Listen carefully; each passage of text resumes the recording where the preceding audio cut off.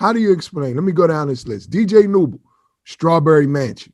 Brendan Taylor, Trenton Catholic. Johnny Johnson, Life Center, Girard. Julian Moore, Germantown Academy. Shep Garner, Roman. Tony Carr, Roman. Lamar Stevens, Roman. Mike Watkins, MCS. Nazir Bostic, Roman. John Arar, Strathaven. Kyle McCloskey, Germantown Academy. Seth Lundy, Roman. Isaiah Brockington, Ryan. Sam Sessoms, Shipley. Does Pat just have a unique gift for relating to kids from this area fast, or is he just out working people? How do you explain that kind of recruitment over an 8-10 year period?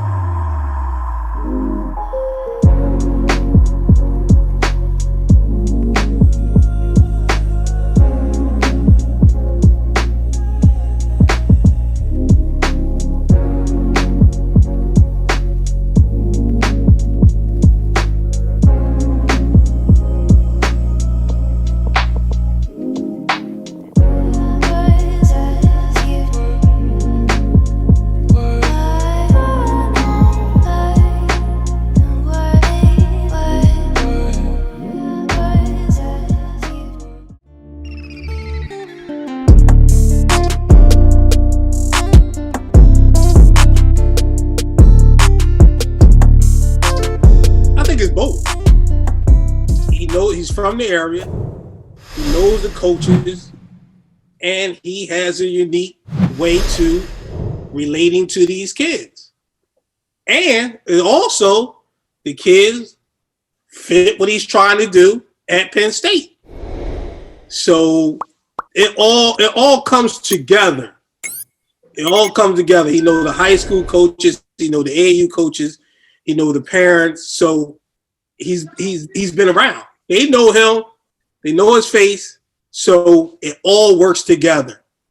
And like he said earlier, when a parent asks you, yo, I need you to trust you. I need to trust you with my pride and joy. You got to trust him with his pride and joy. So you all in.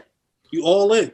Malik, you and I have had discussions about what can be done differently to help keep some of the kids home. And I teased Pat for all 10 years. I told him once he started after DJ, he was like a City 7 school. You know, he kept I don't think any of the other schools, maybe Ryder has an equal number of kids from this area, maybe Ryder. I think he's got more than anybody else. Is there something that in Chambers' approach that the other guys can maybe borrow from us in terms of just staying in the region, staying in the area, Malik?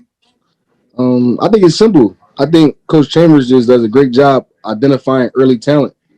And I think in recruiting, that's a big part of recruiting, because like the area we come from and the things that a lot of these guys come from, these kids, they're big on loyalty, and they're big on who were the first people that, that acknowledged them, who were the first guys that, made them feel like they were Division I players, who were their first offers and things like that. So Coach Chambers gets in early, he shows these guys the love. And then even when some schools, the big schools come in and it's time to compete with them, these guys feel loyal and they feel like, he's been showing me love since the beginning. So I know for me, that's what it was. And I know for some of these kids, I think, that's the biggest thing in it.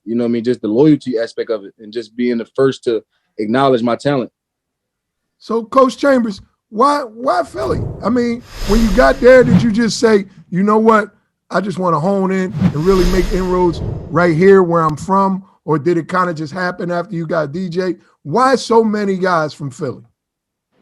I think everybody's right on this call right now. It's the roots. It's your foundation.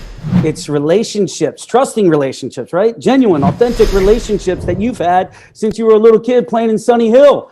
I mean, that's where it goes back to, and then it just matures. Now I'm older and I have kids. Everybody's older. They have kids. Now those kids are going to be, recruitable athletes. And that's how it kind of all starts, right? And look, they're tough. Come on, Philly kids are tough. But before you came along, they weren't really Big Ten kids. We had like Rodney out of Illinois with Marcus Liberty and them. We just didn't have a bunch of Big Ten kids. Now you got Dante Sky, Hakeem Hart, you got A.J. Hogard, you got Jamil Browns going to Purdue. I think Pat Chambers opened the Big Ten can of whoop ass on the Philadelphia market as far as scholarships.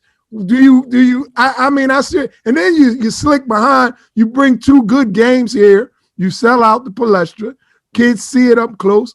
Bass and Malik, when you first saw him going this way, did you think he would really be able to compete with these kids he was getting from Philly? Did you think it was a smart move?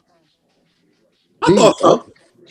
Yeah, I thought so. I think the difference, besides take Villanova out of the equation, and when you sit there and say Temple, St. Joe's, Drexel, LaSalle, and now you say Penn State. Well, when you say Penn State, you're saying Big Ten. So it's either Big East, now you're saying Big Ten. Mm-hmm. And kids love that. They really do. The kids love the beautiful woman. That's what they want. So when they see, she's sexy. Big East, Big Ten, she's sexy. So they gonna go with the sexy girl. It's that's the way. And when you get up there to State College and you look around, you're in a different world. You're not getting that here in Philadelphia. Like I said, exclude the main line, but you're not getting that feel at State College that you're gonna get down in Philadelphia in the area. The kids, and you, especially if you go to a football game.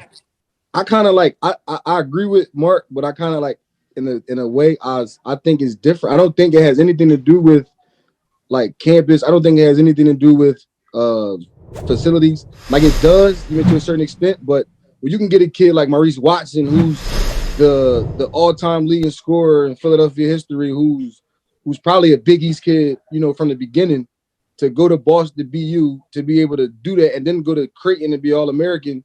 You know what I mean? Those type of kids that go to BU, I'm pretty sure he could have went to LaSalle or you know what I mean? So it was just the level of trust and comfortability with Coach Chambers. You know what I mean? So I think that had a big part of it. Like, I don't really know more. So I know because I visited Penn State as like a freshman or early in my sophomore year.